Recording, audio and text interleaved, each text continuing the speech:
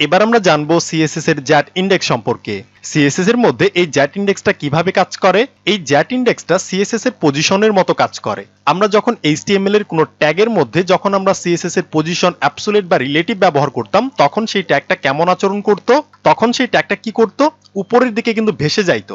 আমরা যখন কোনো ট্যাগের মধ্যে সিএসএস এর পজিশন, অ্যাবসোলিউট বা রিলেটিভ ব্যবহার করতাম, তখন সেই ট্যাগটা তার জায়গা থেকে উঠে উপরের দিকে ভেসে যাইতো।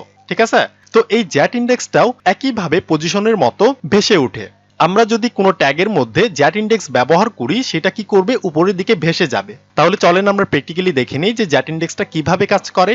তো আমি চলে আসলাম আমার এইচটিএমএল ফাইলের মধ্যে।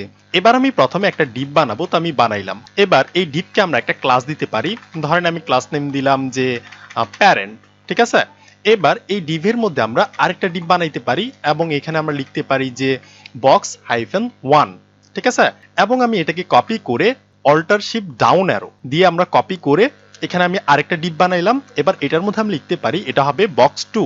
আবার কপি করলাম বক্স 3, কপি করলাম বক্স 4। তাহলে আমরা কি করলাম? এখানে 4টা ডিপ বানাইলাম। ঠিক আছে? আচ্ছা, আমি 4টা বানাবো না, আমি এখানে 3টা ডিপ বানাই।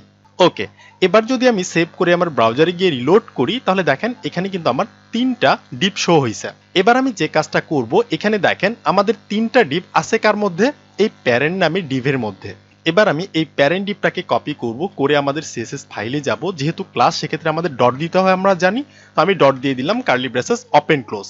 এবার আমি এই প্যারেন্টের মধ্যে সিএসএস এর কিছু প্রপার্টি লিখতে পারি। ধরেন এই প্যারেন্ট ডিভের একটা বর্ডার হবে 1 পিক্সেলের মতো মোটা, স্টাইল হবে সলিড, কালার হবে ব্ল্যাক কালার। এবার যদি আমি সেভ করে গিয়ে রিলোড করি, তাহলে দেখেন আমাদের প্যারেন্ট ডিভের কিন্তু একটা বর্ডার পাইছে। এবং এই প্যারেন্ট ডিভের মধ্যে আমাদের এখানে 3টা ডিভ আছে। ঠিক আছে? এগুলোর নাম হচ্ছে বক্স 1, বক্স 2 এবং বক্স 3। ওকে, এবার আমি চাইতেছি আমাদের প্যারেন্ট ডিভের উইথ যাতে 50% এর মতো হয়, যাতে এই স্ক্রিনের অর্ধেক পর্যন্ত হয়। তো তখন আমি কি করব? আমি এখানে এই বর্ডারের নিচে লিখে দিব এই ডিভের উইথ হবে ধরেন 50% এর মতো।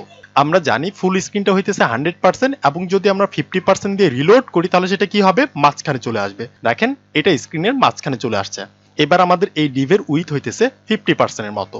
এবার আমি এই ডিপটাকে মাঝখানে নিয়ে যাব। সেক্ষেত্রে আমাদের কি করতে হবে? আমরা জানি কোনো ডিপকে বা কোনো এলিমেন্টকে মাঝখানে নিয়ে যেতে হলে কি করতে হয়? এখানে মার্জিন নামের প্রপার্টিটাকে ব্যবহার করতে হয়, এবং এখানে মান হিসেবে বা ভ্যালু হিসেবে দিতে হয় অটো। অটো দিলে কি হবে? এটা লেফট এবং রাইটের দিকে সে অটো করে দিয়ে মাঝখানে নিয়ে যাবে। সো দেখেন আমাদের ডিপটা কি করছে? মাঝখানে কিন্তু চলে আসছে। আচ্ছা, এবার আমি এই ডিভের চতুর সাইড দিয়ে কিছু প্যাডিং চাইতেছি। এই বর্ডারের সঙ্গে কিন্তু আমাদের বক্সগুলো লাগালাগি করে আছে, তাই না? তো আমি চাইতেছি যাতে একটু প্যাডিং হয়। তো আমি কি করব? আমি জাস্ট এখানে এসে লিখে দিব প্যাডিং নামের প্রপার্টিটা লিখলাম, এবং প্যাডিংটা হবে ধরেন চতুর সাইড দিয়ে 25 পিক্সেলের মতো করে জায়গা পাবে। তো সেভ করলাম, রিলোড করি। সো দেখেন এবার কি হয়েছে? আমাদের এই বক্সের চতুর সাইড দিয়ে কিন্তু 25 পিক্সেলের মতো করে প্যাডিং ছাড়ছে। আচ্ছা, এবার আমি আমার এইচটিএমএল ফাইলে যাব। এখান থেকে যে আমাদের বক্স 1 প্রথম যে ডিপটা আছে, এখানে আমি একটা ক্লাস দিতে পারি। এই বক্স 1 এর একটা ক্লাস হবে ধরেন জাস্ট 1 নামের হবে। ঠিক আছে? এবং আমি এগুলাকে কপি করলাম, করে আমাদের দ্বিতীয় নাম্বার যে ডিপটা আছে এখানে আমি পেস্ট করে দিব। এবং এই 2 নাম্বার ডিভের ক্লাসের নামটা হবে ধরেন 2, এবং আমাদের যে 3 নাম্বার ডিভটা আছে এখানেও আমি পেস্ট করব, এবং 3 নাম্বার ডিভের নাম হবে ধরেন 3। ওকে, এবার আমি এই 1টা আমাদের প্রথম ডিভটাকে আমি কপি করব, করে আমাদের সিএসএস ফাইলে যাব। গিয়ে যেহেতু ক্লাস, সেক্ষেত্রে আমাদের ডট দিতে হবে, আমরা জানি। তো আমি দিয়ে দিলাম, এরপর 1টাকে পেস্ট করলাম। এবার আমি এই 1 নামের ডিভের একটা উইথ সেট করতে পারি। এই ডিভের উইথ হবে ধরেন 100 পিক্সেলের মতো, এবং এই ডিভের একটা হাইট হবে ধরেন 100 পিক্সেলের মতো, এবং এই ডিভের একটা ব্যাকগ্রাউন্ড কালার হবে, ব্যাকগ্রাউন্ড কালারটা হবে ধরেন গ্রিন কালার হবে। ওকে, সেভ করলাম, রিলোড করি। সো দেখেন আমাদের প্রথম যে ডিভটা ছিল, মানে প্যারেন্টের মধ্যে যে প্রথম ডিভটা ছিল, সেই ডিভের আমরা ব্যাকগ্রাউন্ড কালার সেট করছি গ্রিন কালার, এবং সেই ডিভের উইথ দিছি আমরা 100 পিক্সেল, এবং সেই ডিভের হাইট সেট করছি আমরা 100 পিক্সেলের মতো। সো দেখেন এখানে আমি এই কাজগুলোকে করছি। এবার আমি একই কাজ এই 2 নাম্বার ডিভ এবং 3 নাম্বার ডিভের বেলাও করব।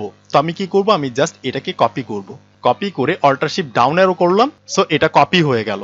এবার আমি এখানে 1 না দিয়ে আমি এখানে লিখতে পারি এটা হবে 2, মানে 2 নাম্বার ডিভের জন্য। সেভ করলাম, রিলোড করি। সো দেখেন আমাদের 2 নাম্বার ডিভের মধ্যে হয়েছে, বাট আমাদের 2 নাম্বার ডিভের কালার এবং 1 নাম্বার ডিভের কালার একই কালার দিয়ে ফেলছি আমরা, তার কারণে এখানে একই ডিভের মতো দেখা যাইতেছে। এবার আমি 2 নাম্বার ডিভের কালারটাকে আমরা চেঞ্জ করে দিতে পারি, ধরেন এটা হবে ব্লু কালার। তাহলে কিন্তু এবার সেপারেট দেখা যাবে। রিলোড করি। সো দেখেন এবার কিন্তু সেপারেট দেখা যাইতেছে। ওকে, একই কাজ আমি আমার 3 নাম্বার ডিভের বেলাও করব। সো আমি এটাকে সিলেক্ট করে অল্টার শিফট ডাউন অ্যারো করলাম, এটাও আমাদের কপি হয়ে গেল। এবার আমি এখানে 2 না দিয়ে আমি জাস্ট লিখব 3, তাহলে আমাদের 3 নাম্বার ডিভের জন্য পাবে। রিলোড করি, সো 3 নাম্বার ডিভের জন্য পাইছে। এবার আমি 3 নাম্বার ডিভেরও ব্যাকগ্রাউন্ড কালার চেঞ্জ করে আমি জাস্ট এখানে লিখে দিব blue violet colour. So save করলাম, রিলোড করি, এবার দেখেন এবার আমাদের এখানে 3টা ডিভের 3টা কালার পাইছে এবং 3টা ডিভেরই হাইট এবং উইডথ ফিক্স একই। এখানে দেখেন আপনাদের কনফিউশন হতে পারে যে দেখেন এই যে 3, 2 এগুলো আমি কই থেকে নিলাম। এগুলো হচ্ছে আমাদের HTML এর যে 2, 3 নামের যে আমরা ক্লাসটা দিয়েছিলাম সেই ক্লাসটাকে আমি জাস্ট এখানে ধরছি, আর কিছু না। এবার এখানে দেখেন আমাদের এখানে 3টা ডিভ আছে। আমাদের এই প্রথম ডিভের রাইট সাইডে কিন্তু অনেক জায়গা ফাঁকা আছে।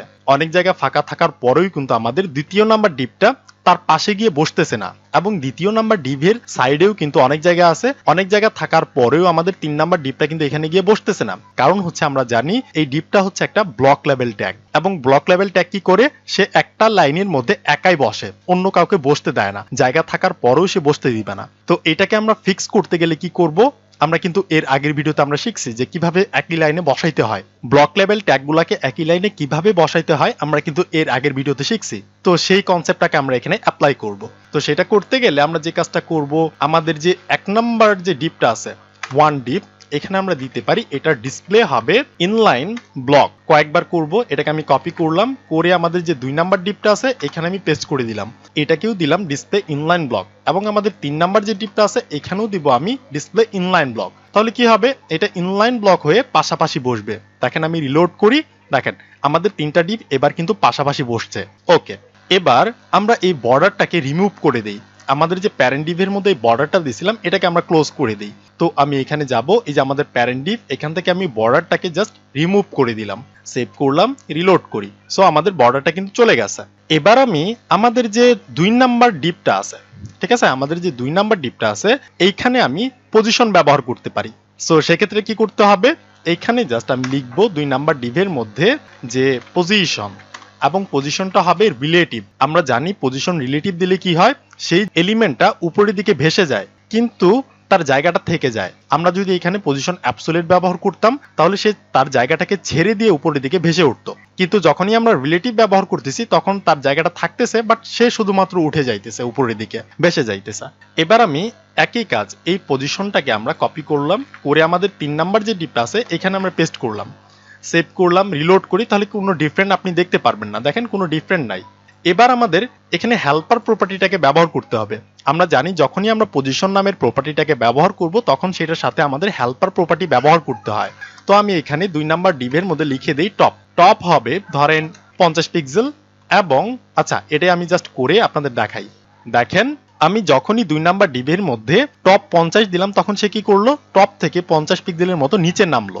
আচ্ছা, এবার আমি এই 2 নাম্বার ডিভের মধ্যে এই টপের নিচে আমি দিব এটা রাইট হবে, ধরেন এটাও হবে 50 পিক্সেল।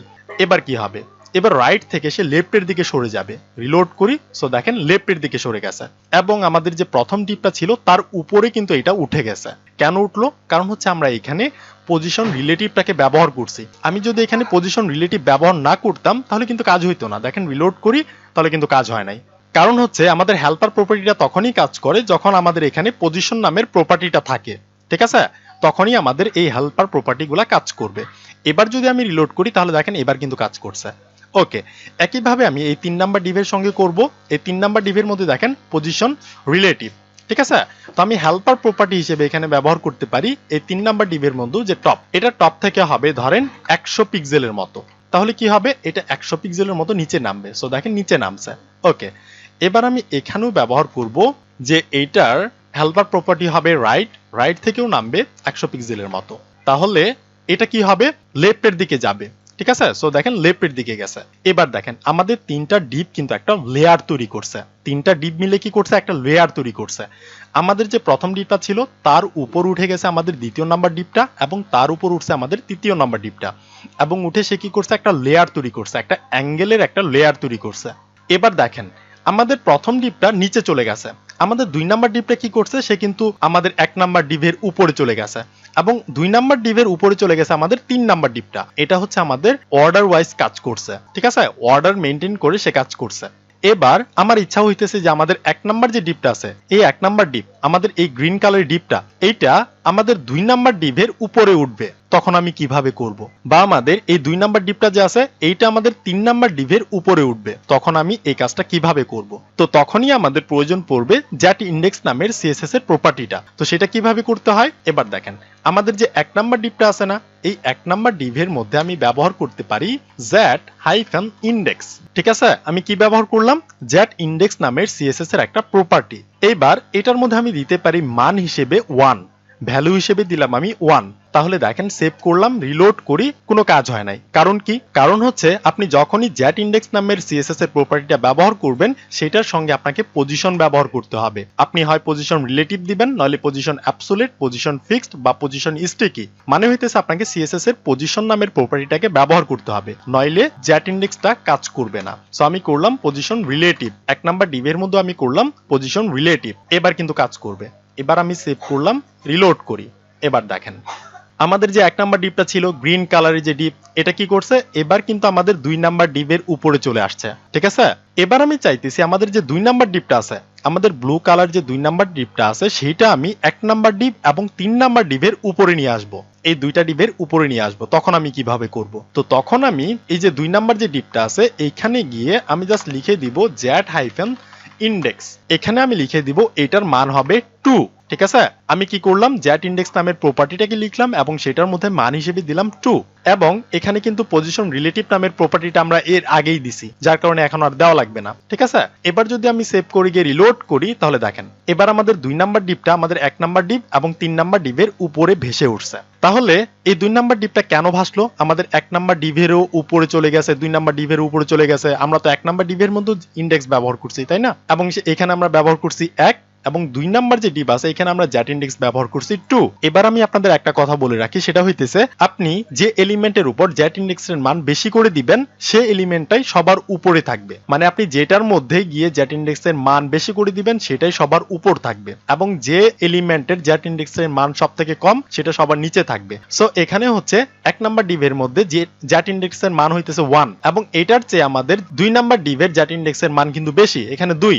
যার কারণে কি হয়েছে? এই 2 নাম্বার ডিভটা সবার উপরে উঠে গেছে। দেখেন সবার উপরে উঠছে। এবার আমি চাইতেছি আমাদের যে 3 নাম্বার ডিভটা আছে এটা সবার উপরে উঠবে।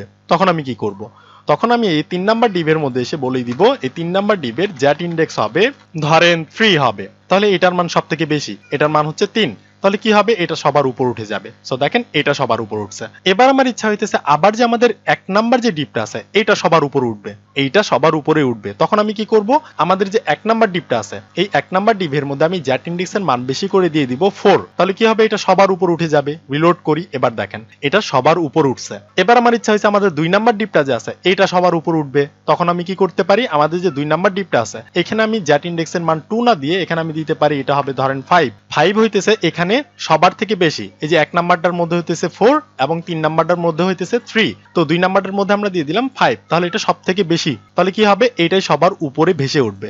রিলোড করি, এবার দেখেন 2 নাম্বার ডিভটা আমাদের সবার উপরে ভেসে উঠছে। ঠিক আছে, এবার আমি আবারও আমাদের 1 নাম্বার যে আছে 1 নাম্বার ডিভের মধ্যে আমি দিতে পারি এটার মান হবে 6। তাহলে এটা সবার উপর উঠবে। এবার আমাদের লেয়ারটা কি হয়েছে? উল্টা ভাবে হয়েছে। প্রথম আমাদের যে ডিভটা আছে এটা সবার উপর, তারপর 2 নাম্বার ডিভটা আমাদের তার থেকে নিচে, 2 নাম্বার ডিভের নিচে হইতেছে আমাদের 3 নাম্বার ডিভ। আমরা কিন্তু আমাদের অর্ডারটাকে চেঞ্জ করতে পারি। তাহলে এগুলো আমি কিভাবে করলাম? এগুলো আমি এই জ্যাট ইন্ডেক্সের মাধ্যমে করলাম। এবং আপনারা সবসময় মনে রাখবেন যখনই আপনারা জ্যাট ইন্ডেক্সটা ব্যবহার করবেন তখন আপনাদের এই পজিশনটাকে ব্যবহার করতে হবে। হয় সেখানে পজিশন রিলেটিভ ব্যবহার করতে হবে, নইলে আপনাকে সেখানে পজিশন অ্যাবসোলিউট ব্যবহার করতে হবে, নইলে কিন্তু সেটা কাজ করবে না। আমি যদি এখান থেকে পজিশনটাকে রিমুভ করি তাহলে দেখেন 1 নাম্বার ডিভ থেকে কিন্তু আমি রিমুভ করছি, এটা কিন্তু কাজ করবে না। রিলোড করি, সো দেখেন এটা কিন্তু নিচে চলে গেছে। ঠিক আছে, তার মানে হচ্ছে আমরা পজিশনটাকে ডিলিট করে দিছি। আমরা আবার যদি পজিশনটাকে দিয়ে দেই তাহলে কি হবে? এটা উপরে উঠে যাবে। দেখেন এটা উপরে উঠছে। তাহলে আশা করি আমি বুঝাতে পারছি। প্র্যাকটিস করেন, কথা হবে নেক্সট ভিডিওতে।